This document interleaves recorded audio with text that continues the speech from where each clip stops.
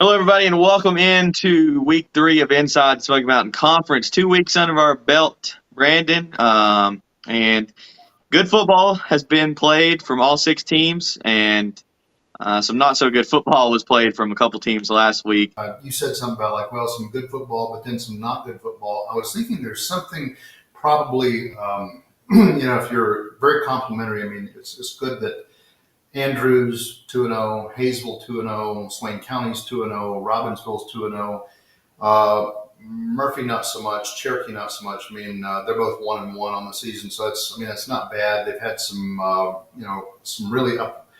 Maybe Cherokee a little disheartened that they couldn't get past Smoky Mountain and had some injuries, but they came back with a vengeance and put a W on the board. Murphy started out with a W and I'll trail it, but maybe there's some things in here. Maybe if there was one critical thing that I probably had to say across the board, there might be little bitty things, and this is like, all right, you'd probably want to see the Robbinsville line just tighten up just a little bit. I mean, if there was one little weak spot, and again, just being totally critical about something. If it was Swain County, I would want to not have turnovers. Catch the ball. If I was Andrews, I'd probably want to broaden the bandwidth a little bit. Same thing with Hayesville and Murphy. Some things just got to get together.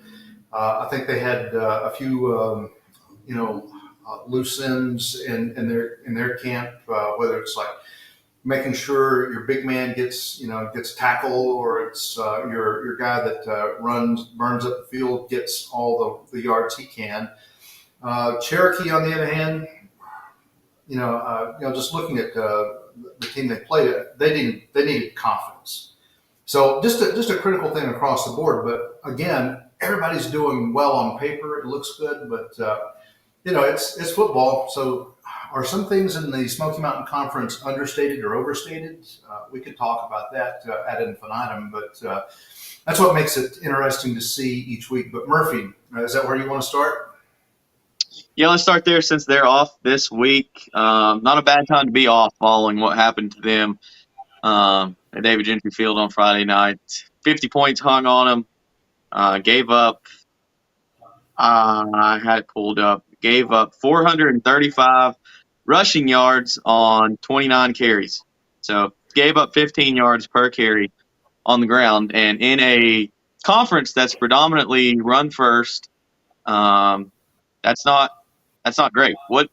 You were not there, I was not there, but what's Murphy got to do to kind of fix things defensively? Because offensively, they weren't great either. Only put up 13 points, but giving up 56 defensively, some holes you got to fill. Defense was looking like Swiss cheese on Friday night.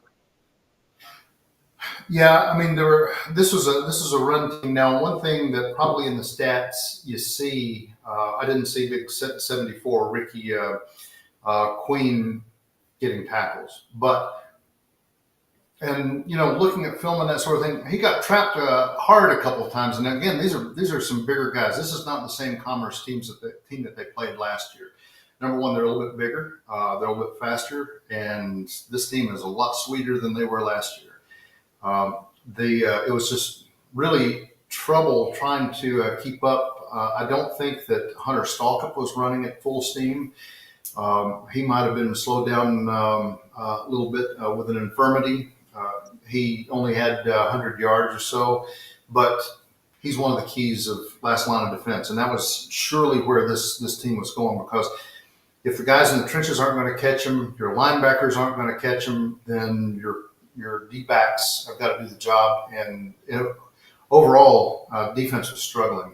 So, yeah, hopefully this was a good time to rest, because let me tell you something, they're going to need it next week against Smoky Mountain. And I think there are a few holes, and we'll talk about the Swain Smoky Mountain game and what's coming up with that. And I'm going to go take a look at the Smoky Mountain Tuscola or TC Robertson game coming up this week in preparation for the Smoky Mountain Murphy game. But just in what you're talking about, all the guys they're picked. We didn't see the Cameron Clem. We didn't see the Jonah Hedden. We didn't see the Trenton Russell.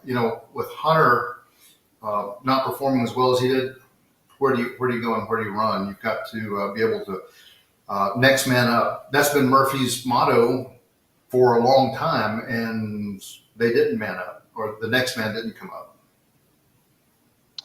Yeah, I agree. And I was going to pull up some film here, but I can't get it to go. But nonetheless, you mentioned the linebackers and kind of the D tackles not getting in on the tackles. That's something that has got to change. I mean, as Brody Orton, he led the team in tackles, but he only had 8. Cadence Leatherwood, he is supposed to be another one of your leaders. Didn't really fill up the stat sheet in terms of tackles. I mean, the linebacking core is what really stood out to me, and we knew that it was going to be hard for Murphy to replace some of those linebackers they lost last year.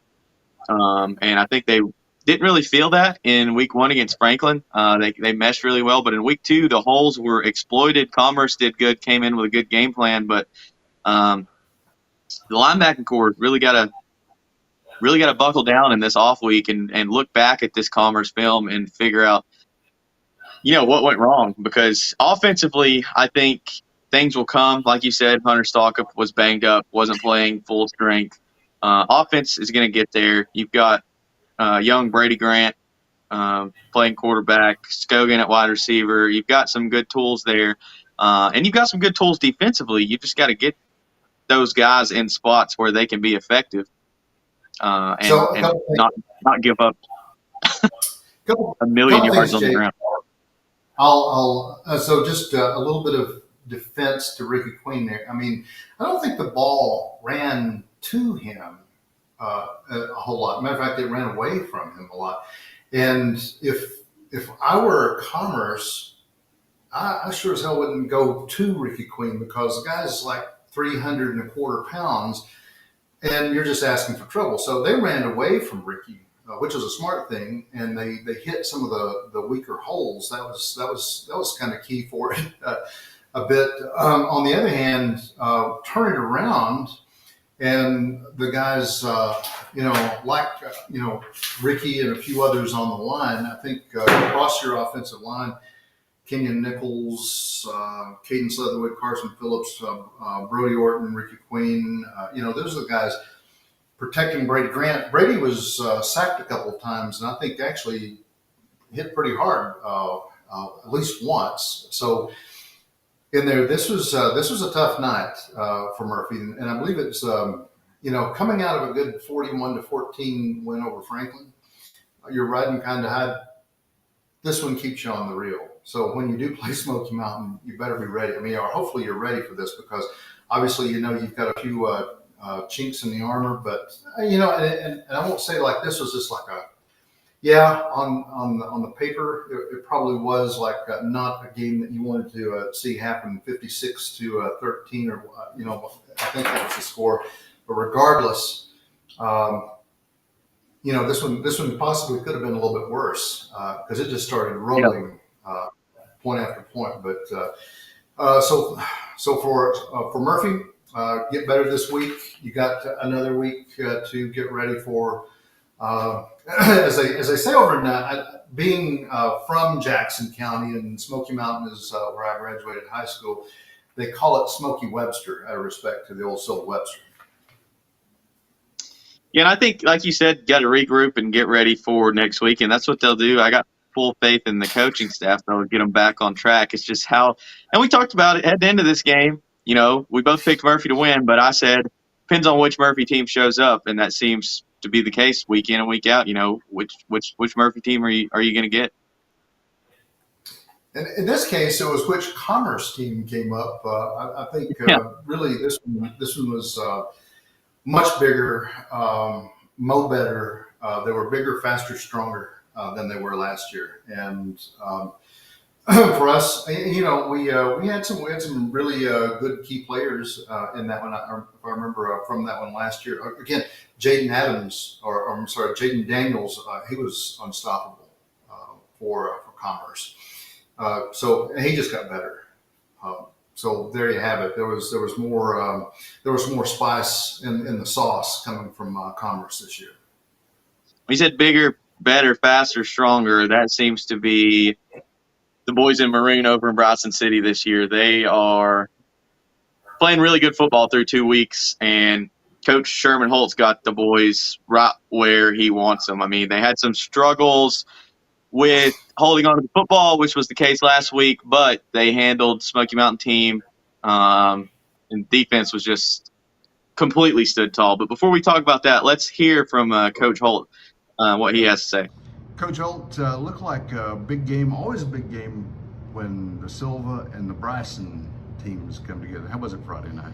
It was just a traditional, rivalry game, very physical football game. Probably a little more sloppy on both sides than we would want. We had 3 fumbles, and you always want to take care of the football. That's been a big emphasis for us since we got here.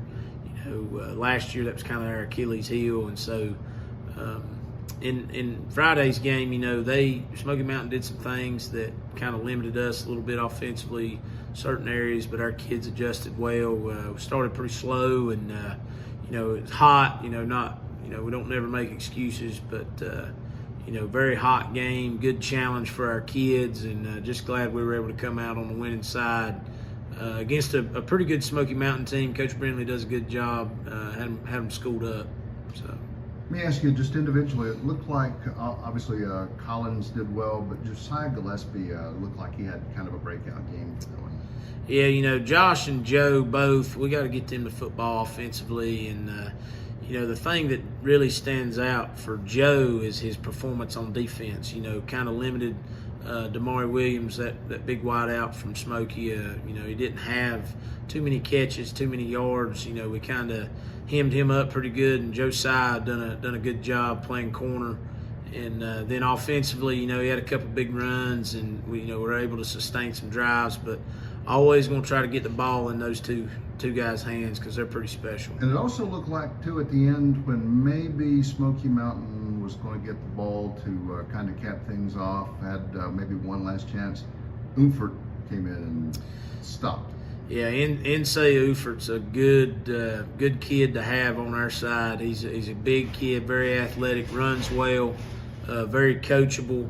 And so Insay's good, and we enjoy getting to use him on the D line, and he came up with a real big play there at the end to kind of seal the deal.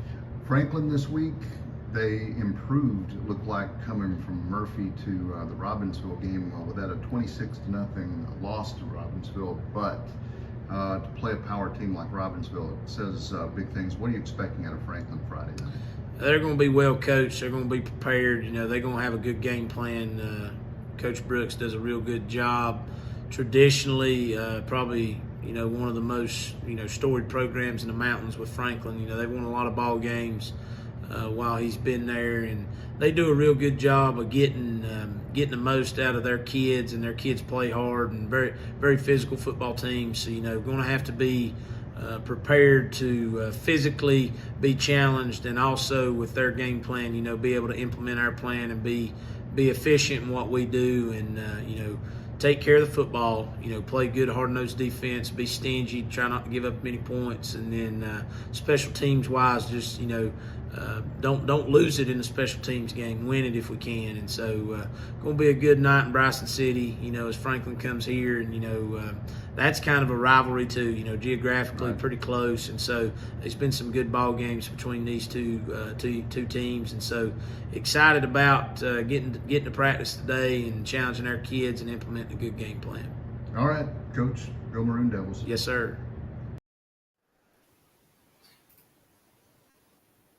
So before we talk about their upcoming game against Franklin, let's talk about just how impressive that win was last week against Smoky Mountain. I mean, they went on the road to Silva, took that game. Coach talked about it being a rivalry.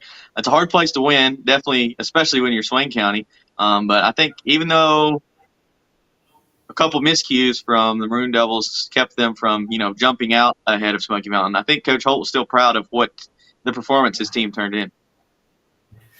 Yeah, when I walked into this interview with Coach Holt, Coach West, Eddie West, he was like, "No, I've got a quote for you.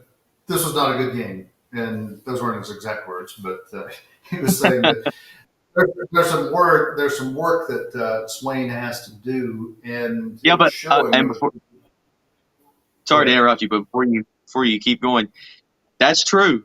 But last year, Swain County would have lost this game. That's the difference, I think, in this year's team and last year's Swain team, because this close game. They would have lost this game last year, but they found a way to win it this year. Jake, this was like going to county fair and watching a greased pig contest because there were 4 dropped interceptions by Swain County, which then that tells you with Kevin Williams, who's the sophomore quarterback for Smoky Mountain, several times passing just wasn't on Friday night. He kind of dropped it in behind Demario Williams, but then also Demario Williams got hit a couple times in the numbers and should have caught a pass, and it was dropped. So the passing game was just not clicking in this particular game. On the other hand, it was a couple of like 3 fumbles recovered by Smoky Mountain off Swain County. That's pretty much how they set up the initial score in this game. And then, there were eventually 2 interceptions. So there were really 6 bad pass interceptions that went out to Swain County. 2 of them they picked up. The other thing that's interesting, I know that last week we joked when Coach Holt was at the Hall of Fame banquet for Boy Steets and Coach Gentry, that Bob Marley leaned over and said, "Well, you know that veer, that's mountain football. That's how you win ball games." The 2 touchdowns that Swain scored came out of the spread, second quarter and third quarter. So really, I think Coach Holt's dialing it in a bit. And yeah, it was some dumb luck. It was some good luck. It was both teams who could cash in on the miscues, and there was like dozens. I mean, literally, there was a dozen turnovers in this game. That was the difference in it. But dropping passes, getting some interceptions, figuring out. Swain County's just going to have to get it together. This week, you're going to play Franklin, and one thing that that Coach Holt and I were talking about, and I agree with him on this, is that all right, Franklin went into Murphy game, lost 41-14, not a good game. And really, those last couple of scores came at the end of the game when Murphy was calling off the dogs, and quite literally.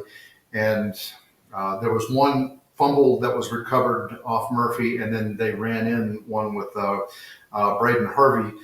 Braden may be questionable this week. Understand, we can't necessarily talk about his the infirmity, but HIPAA and all those other good things. But he may be a little questionable.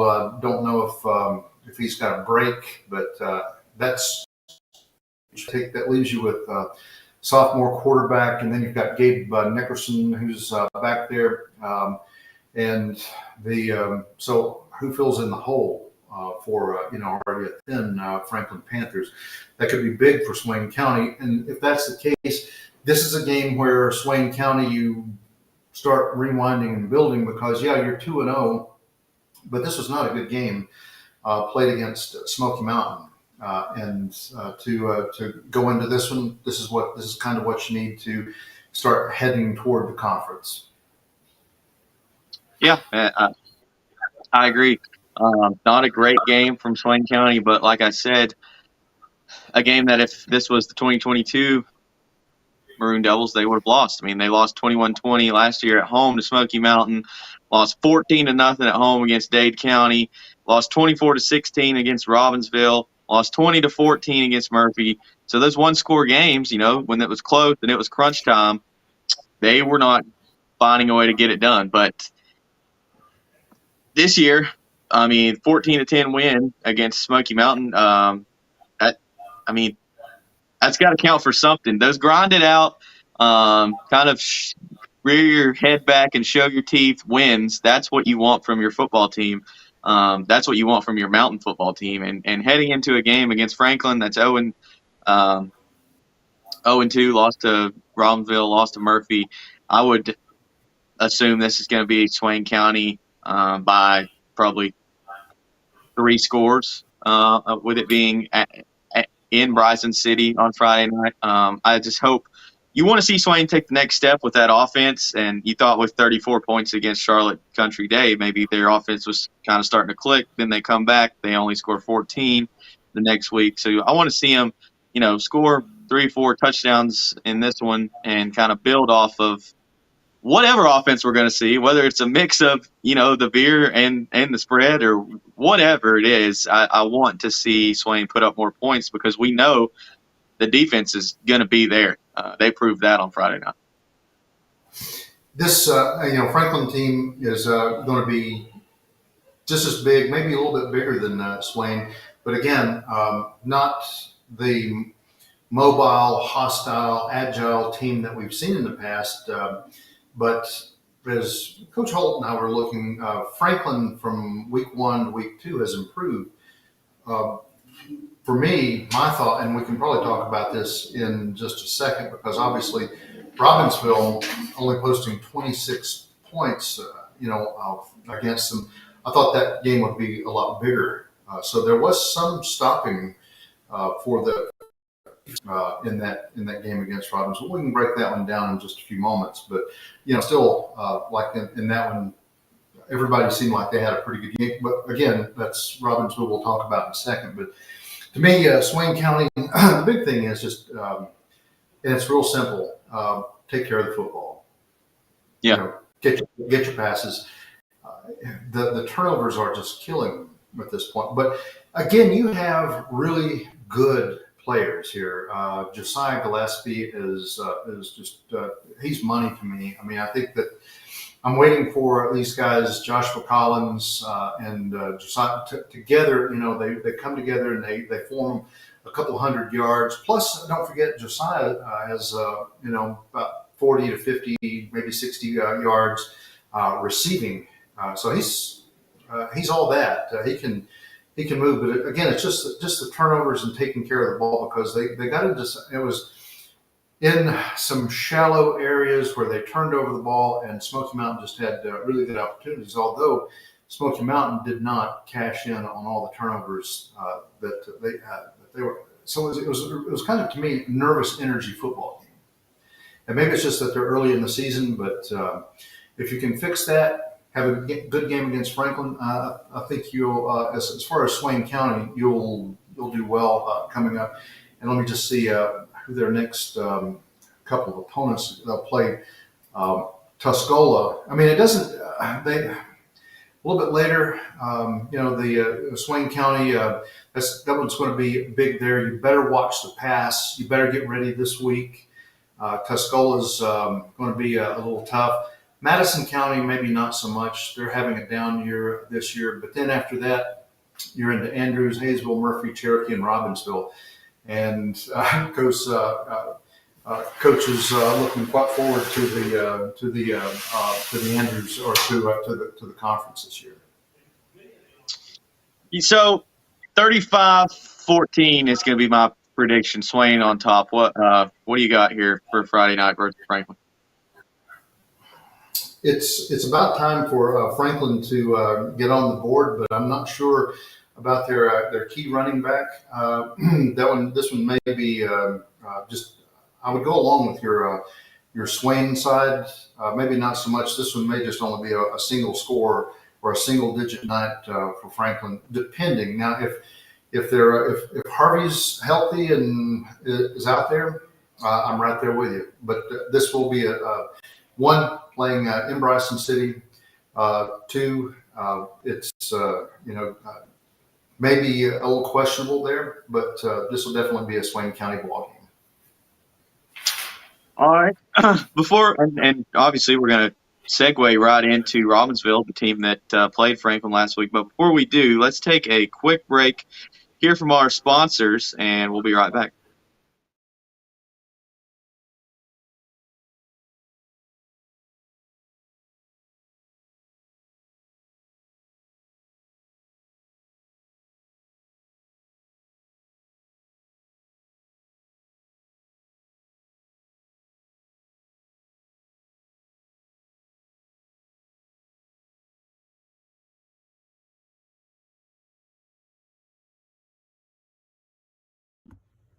At Circuit World, we offer a wide selection of major appliances, name brands like Whirlpool, LG, Frigidaire, and more. Looking for furniture? Come by and browse our showroom or check out the Endless Aisle, a touchscreen kiosk with thousands of options. Need electronics, gaming computers, laptops, desktops, tablets? We have it all. OLED or QLED, 4K or high def. We have the selection to get you the TV of your dreams. And don't forget, at Circuit World, your credit is always good. So ask about our convenient payment options and 120 days, same as cash. Come see us today at one of our 5 area locations.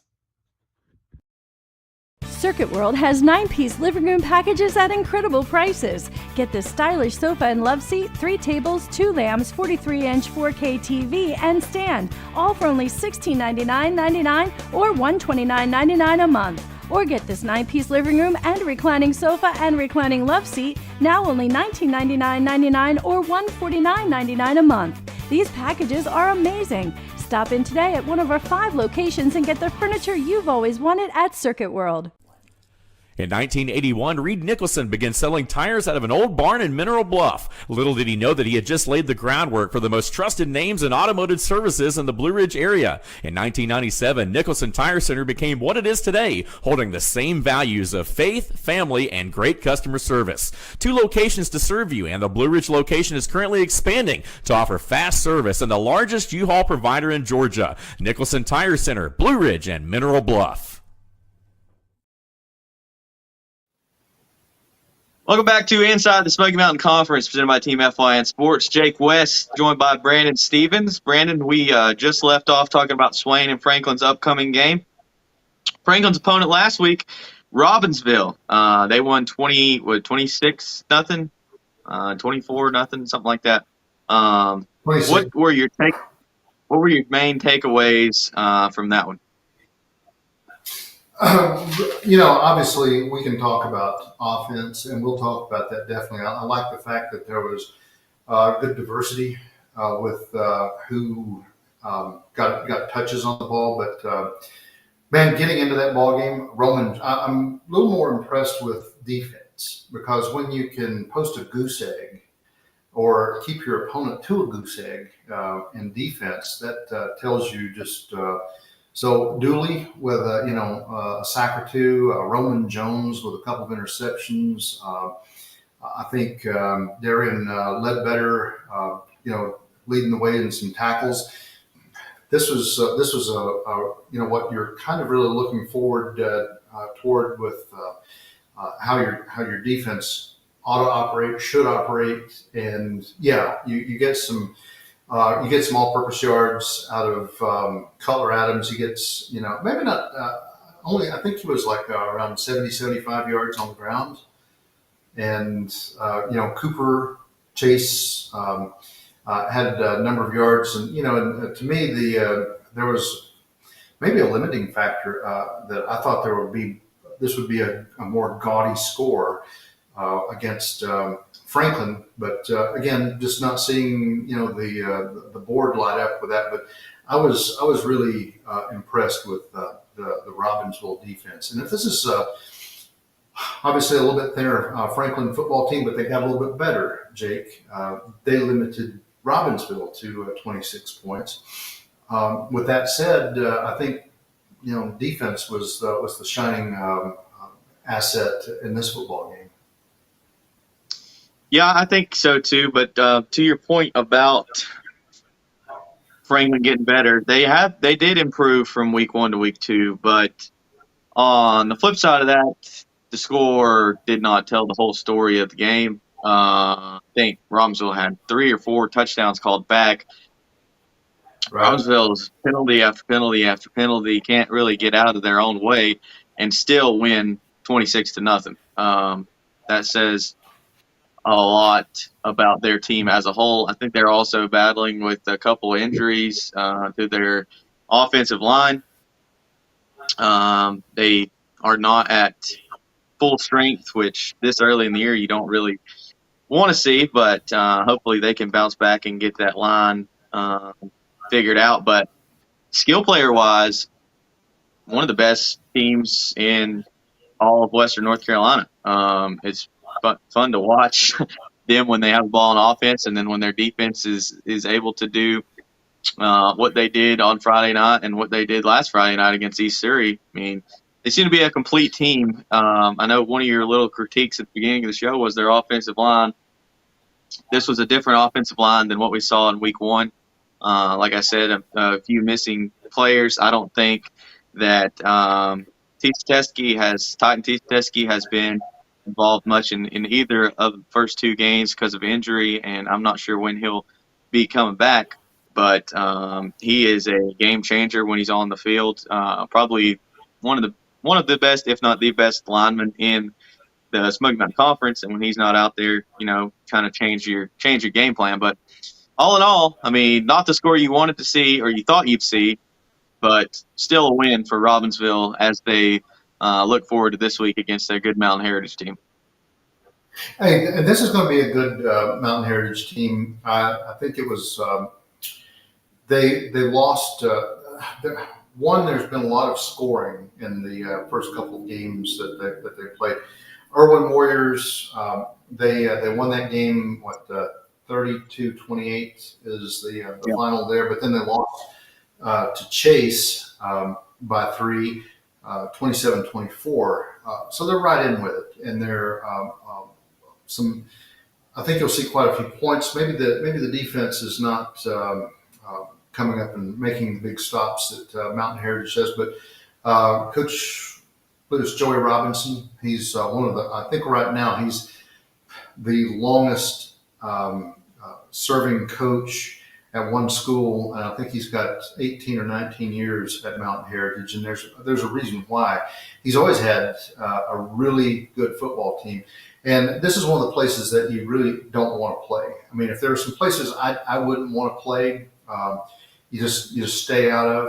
One of them, C.E. Weatherby Stadium in Waynesville. I don't like playing at the Franklin Panther Pit, and Big Oaks is another one. It's just never in your favor.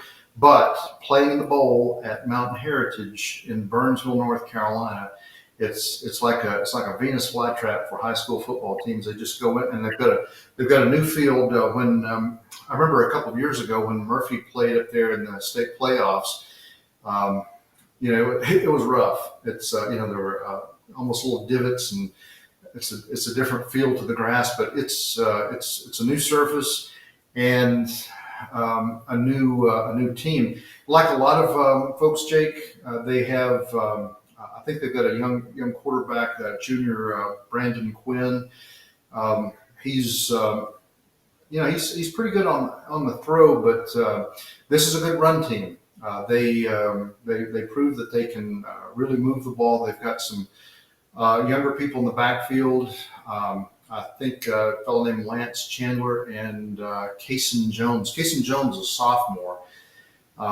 They're not posting like huge yards, but what they are posting is pretty choice. So the line we're talking about, the defense that you saw last week with Robbinsville, really going to have to step up. But this is a team that's used to posting between 30 and 35 or 25 and 35 points per game. So and this is against some good teams. Chase is to me is never a bad team, even when they are a bad team. So you're really going to have to watch this one out. It could be, I still think that the team that we know Robbinsville is and the younger team that Mountain Heritage is, I'm going to give this one right over to Robbinsville, but this one may be in one of those like 32-24 football games. You're going to see some points come back, and that might keep Robbinsville on the up and up whenever they have to go to their next opponent, and just remembering who they've got. Let's see, they'll play Allegheny next. Allegheny next, Allegheny. And then they've got Raven Gap. I'm sorry, I was looking at the Mountain Heritage, but and you better have some good wind in your sails, especially when you get into that Nakuchi school, because 6D1 players, they're big, they're tough, everything that you can leading into that football game, because I think this game, and I think probably that Raven Gap Nakuchi school, that's going to be two of the biggest tests for Robbinsville to get them ready to go into the conference. But again, I'll say Robbinsville, about a touchdown on this one. But, could be more. We could always be surprised. But this is a team that likes to score a lot of points. Yeah, I think a lot of people think this game's going to be closer than it actually is. I know it's in Burnsville. Tough place to play. I still think Robbinsville wins this one 35-14, 41-14, something like that. Only thing that I see Robbinsville's got to change, I think their line's going to be fine. They'll mesh together. They'll get it figured out. They have two good players and too good of a coaching staff to not figure things out by the time, they get into the meat of their conference schedule. One thing they got to figure out that coaches doesn't come back on the coaches is they've got to figure out the kicking game or the extra point game or what they're going to do to tack on that quote unquote free point at the end of every score. There's no Cody Klein out there, and that's the only place that they're consistently failing in any phase of the game is in the kicking game. They don't really have much of a kicking game, and they've got to get that figured out. That being said, they're going to steamroll Mountain Heritage 35-14, 41-42-14. Maybe they can get somebody out there that can kick an extra point. But other than that, that's the only place that I could see them slipping up in this one or in the foreseeable future. Talk about a team that, speaking of steamrolling, team that steamrolled last week, Cherokee Braves. Neither one of us picked them, but they were firing on all cylinders last week over in Tennessee. Yeah, so in this one, you got to like some people like Luke Smith. You didn't really see too many big big numbers coming out of this, but I liked Luke Smith. Michael Driver. He's literally like one of the drivers of the football team. Not just trying to make a pun, but then. A couple, and getting into the backfield, Luke Climenbear, I think, had 3 sacks, and maybe Luke Smith a sack as well. Santiago, some big defense was huge in this one, Jake. I mean, even though the score was big, again, there's I played defense, and I know what sometimes you don't get the flashy headlines in the paper, and Huddle and some of the other highlight films don't always feature some. But defense was I thought was really key here. Even though you saw a lot of good yards, Michael Driver on his was about 50% in his passing. So all things are really going well for the Cherokee Braves.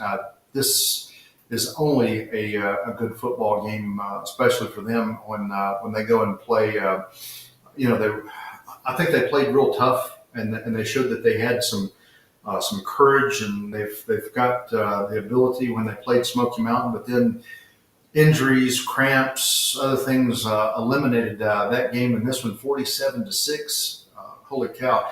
Now, Jake, they're going to need everything they can, because when they go to Choctaw, it's a long ride to Philadelphia, Mississippi, Meridian, Mississippi, in that area.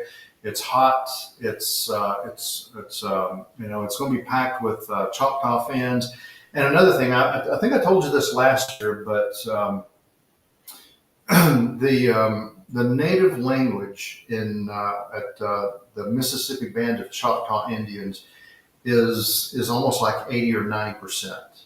Unlike some of the other native Indian country communities, here in Cherokee, we're getting some new speakers coming through. Why is that important? Because when you've got a quarterback who can speak fluent Cherokee or speak fluent Choctaw, and receivers, running backs, the line are also probably fluent Choctaw speakers, why do you need to huddle? You can audible from the line and nobody understand what you're saying. That's always been one of their tools. Plus, they're also big, fast. They're tough, and so this week when you win 47-6, you're going to need it for that long 10-hour bus ride that you're going to get to take to Mississippi, and then the field is not the greatest there at Choctaw either, and odds are a little bit against you. This one could be with Choctaw. Yeah. Before I talk about their upcoming game, I just wanted to say, that big score they put up 47-6. That was all. They only forced one turnover, so they were just playing grinded out defense against the Eagles in Tennessee. I mean, like you said, Michael Driver 7 for 12, 126 yards, 3 passing touchdowns, and 2 rushing touchdowns to go with it. 5 total touchdowns for him on the day. Grant ran the ball well. Even Emiliano Garcia got a couple carries. Luke Smith was the guy behind all those touchdown receptions in the passing game. They are putting things together, and the new coach has got to be happy with the direction that this team's moving in. Kind of a team that didn't look like they had a pulse at sometimes last year. They're definitely building. I mean, you could argue they should be 2-0 with the way things have gone. Like you said, if not for injury, but definitely going to be tested this week. They're playing Choctaw Central. Choctaw is 0-1. They lost to Union team out of Mississippi. These games are hard to predict, when you're playing a team from Mississippi. Who knows anything about Mississippi high school football in North Carolina? I'm going to ride with Cherokee. I think they've got a lot of momentum. I know like you said, the bus ride is going to be long. It's going to be hot over there in Mississippi. But I think they're buying into what new head coach Tim Hawkins is selling, and he's starting to win me over too. I think Cherokee is definitely heading in the right direction, and they may come away with a win over there in Mississippi. I was trying to see how this game went last year when it was in Cherokee. Cherokee lost 30-20, so a 10-point loss last year. But I think, who knows? Maybe they can get one on the road this year and just ride that momentum from the big 47-6 win they took home last week. I wouldn't be surprised, Jake, not at all, if they win this one. Just at this one, I don't think it's going to be like a staggering blowout of any means, but there's a feeling I get that, and even this is my community being a member of the or a citizen of the Cherokee Eastern Band of Cherokee Indians. I want our guys to win. I see this one just edging a little bit closer to the Mississippi Band of Choctaw Central High School. I'll give him a touchdown on this one. So our closest game of the week, I think. Looking ahead to Andrews and New Faith Christian and Hayesville, Georgia Forest, this is definitely going to be our closest game of the week, I think. I mean, you could argue Robbinsville, Mountain Heritage, but still, good game nonetheless predicted on the horizon.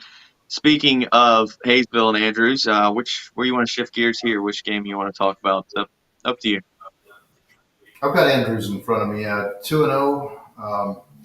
I thought this one might be a little bit wider spread because East Henderson not having the best team that they posted. They're in the Franklin boat, but 54-30 in that one. Hey, not bad. Dalton Rose, how about him, Jake? 208, almost 210 yards. Eli Aguilera, about 110 yards. You see even, I think it was Sam Pruitt getting some touches on the ball. But Everett Tatham, not passing too bad.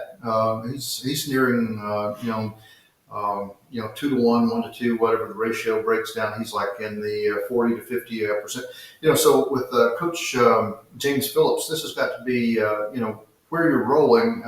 Again, not the toughest East Henderson team that you're facing. You're your other teams like the Hickory Hawks and the New Faith Christian Academy. Maybe not some of the toughest teams that you're playing, but still this does allow your team to exercise quite well. I mean, I hear some barbershop quarterback talk about a lot of teams, and well, they're not playing the toughest teams, but hey, anytime that you can really exercise the bandwidth of the team and be able to in real game situation, and it doesn't matter who you play. This is good. So I like how that Andrews is rolling on through. Quite frankly, don't know too much about this New Faith Christian Academy because you can't compare them to anything. I think this is their first game of the season, is it not? I think so, yeah. So with that, they're 0-0. So we can't say, well, last week they did really well, or they had a good ground game, or everything was running well from their pass. So going into this one and kind of just spitballing to what we've seen in the past, but I'm going to say this one is overwhelmingly Andrews, and I'll say I'll take a stab at this one and say 56-7. Yeah, I think that's probably pretty accurate. You mentioned Dalton Rose, like 210 yards per game on average, 280 yards on the ground versus East Henderson on 15 carries, had 3 touchdowns on the ground in that one. Also caught a 20-yard pass from Everett Tatham. Dalton Rose, I know we talk about Cutler Adams and Hunter Stalkup for the rushing title, but this kid, they took him off the offensive line and put him at running back. He is blowing everyone out of the water as far as total yards are concerned on the ground this season. 416 yards on 25 carries, averaging 16.6 yards per carry, and has 6 touchdowns. I mean, that's crazy numbers. That's like when I get on Madden and on my Xbox and start creating a player. Dalton Rose is the player I'm creating. I mean, he could be, and with what he does on defense, the defensive stats aren't put into max preps, but I know he is a wrecking ball on defense. With what he does on defense and what he does on offense, could very well be 2 games into the year our Team F1 Sports Player of the Year with the performance he's put in so far. And just Rose alone against New Faith Christian Academy, I think could beat them 35-7. So with the whole team together, I think you're 50-14 or 50-7, whatever is pretty spot on. Hey, now what I'm going to say here about this is that I'm business trained. I've been to business school and that sort of thing, and I look at statistics and I look at probabilities, and I say this: the more you do something, the more the projected or predicted outcome will occur. So like in basketball, if you keep shooting 3-pointer, the more times you do it, the more times there's a possibility, it becomes a probability to go in the hoop. Now let's translate that to football. I think this, you might be playing a few more lightweight teams at this stage, a New Faith Christian, a couple teams like that. But as Dalton Rose gets into that niche, and he's generating 200 yards per game, that becomes almost like a probability, if you keep that going. And I'm going to tell you something, Jake, in another week or so when they face Mitchell, they're going to need all that. Now, Mitchell's been playing some of their own teams like Charlotte Latin, but they played them close, 16-7. And McDowell County Titans, a 4A team that you come out of the ledger and you play them 35-6. These guys. There's always something that Coach Pittman, and I think also by the way, Coach Pittman crossed a threshold the other day with the win. One of his most recent wins. He got his 100th win of his career, but. Some kids up there, Chase Duncan, a senior running back that they have. I'm just going down the line, going a couple of weeks down the way. What I'm saying is now, it's like something out of Dead Poet Society. Gather you rosebuds while you may and seize the day. Well, they're going to need to, because I'm saying Mitchell is coming up, and that's going to start really kind of the big test for Andrews. But right now, you're doing well, and keep feeding the pig with Dalton Rose. He's doing really well. Feeding the pig is not one of the things that Hayesville has had to do so far, as Taylor McClure and Trey Graves are kind of splitting carries. McClure has not – I don't think he's gotten over 10 carries in either of the two games that they've played so far. They've won by huge margins. Huge win last week over Madison. Right. So 52-20. Yeah. Again, I'm kind of, and I'm sorry, I'm kind of harping and plucking at that defense string. 52-20. That's a pretty good score, obviously, with anybody. And getting ready to play Georgia Fort. But in any case, the takeaway that I like here, and one of your scores actually came from defense, I believe. Correct me if I'm wrong. Michael Monty. 2 interceptions and a pick 6. Again, I think in this week, I like the everybody from Cutler Adams to Dalton Rose, but these defense guys, from whether it's Cherokee Braves or anybody else that we've talked about, Swain County. Insay Ufert, but Michael Monty is one that if we had a weekly defense award, I would say Michael Monty, you get it this week. Interceptions and a pick 6, and that really boosts a lot of spirit with the Yellow Jackets, getting them to swarm, so to speak. Yeah, we saw it last year. They played kind of a quieter, non-conference schedule, but still, you got to show you play who you play. You show up and you win football games, and that's what Hayesville has done so far. They've looked really good. Talked about their offensive and defensive lines last year, last week on the show we talked about their lines. The offensive line looks really good. I think they had no problem with Madison. They had no problem with Towns County. They're not going to have any problem with Georgia Force. This week the games are kind of in a lull, if you ask me, around the Smoky Mountain Conference. But next week you've got Hayesville and Pisgah, Andrews and Mitchell. I don't know who Cherokee has. Murphy has Smoky Mountain. A lot of good games, a lot of good non-conference games next week. This week, I think we could see Smoky Mountain Conference pull off a sweep, 5-0 sweep, if Cherokee gets the win on the road against Choctaw. But Georgia Force, even though they're 3-0, and they were the Christian school state champs a couple years ago, I think Hayesville has no problem going on the road and beating Georgia Force team. I think a couple things. Yeah, I think there's a problem here. I think it'll be we're going to be sitting back saying, "Wow, another 52-20 some score." I mean, whether it's like 42-7 or 63-10 or something like it, it'll be in that range. I think that they can pull that off. There's no doubt. I think a good test, like you mentioned, is going to be the Pisgah Bears in just a little while. We'll talk more about them. Pisgah, although not playing, they're 2-0 going into a game against Hampton, and haven't played some of the toughest teams. Brevard still trying to find some good ground to chew on.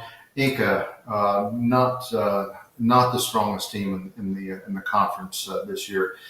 But with that said, anytime you play on the road, that's going to be a long road trip from Hayesville to Canton. That'll be a good football game. But I think even there, they could probably take the Pisgah Bears. And I think a little prediction on down the way. Even if we're playing checkers, I'm a couple of steps ahead. That could be really big for Hayesville. Could be like recently with in recent times with going almost into conference with a 4-0 mark. So look out, because that was kind of how they were last year, I think. So let's. That's all the games we've got to talk about for the week. Brandon, we got 5 minutes. What's your last little hoorah you want to talk about here? All right. Well, again, anytime Smoky Mountain Conference team plays, uh, you know, go Wildcats, go Maroon Devils, go Robbinsville Black Knights, all across the board for that. But sometimes we don't always talk about the people behind the scenes. I want to say kudos to Gary Ayers. He's been longtime voice of the Western Carolina University Catamounts since the 80s, but he's also been voice of the Pisgah Bears. He's, for a couple of seasons, I think, was voice of the Franklin Panthers, but he's most well known as Gary the Bear Ayers at Swain County High School, the Maroon Devils. But he has been awarded, or is going to go into the 2023 Western Carolina University Athletic Hall of Fame. I basically taught Gary everything he knows about broadcasting. I'm just kidding. He's been through he's been through some of the thickest and the thinnest. He's called high school basketball championships for the Pisgah girls back in we'll say like the late 80s. Vicki Inman was playing over there, and then he's a score of Swain County state championships. Been there as the voice of the Swain County Maroon Devils, but from thick and thin through basketball and football, Gary Ayers is one that whenever you hear his voice on radio or the Maroon Devil Network, you know that you're getting a good, accurate picture. Plus, he's a guy that's not just there for the flash and being a hero, in other words, he's not just a glory boy. He's whatever team he's calling, he bleeds purple and gold. He bleeds maroon and gray, or wherever he is. So one of the greatest guys that you'll ever meet, and just proud to just say congratulations to Gary Ayers, Western Carolina University Athletic Hall of Fame. And I know he's also in the Swain County High School Athletic Hall of Fame as well. But great guy, congratulations. And I'm glad that I'm one of his fellow journeymen in that field, and glad to be a friend of his. Yes, definitely. Awesome guy to watch. Awesome guy to look up to. Everybody that's in any kind of sports business. Everybody's chasing a career like Gary's. So, Brandon, thanks for joining me this week. We'll be back same time next week, previewing some. It's going to be a great slate of games coming up next week, and we'll talk about the ones that just happened this week. But, Brandon, thanks again. See you guys.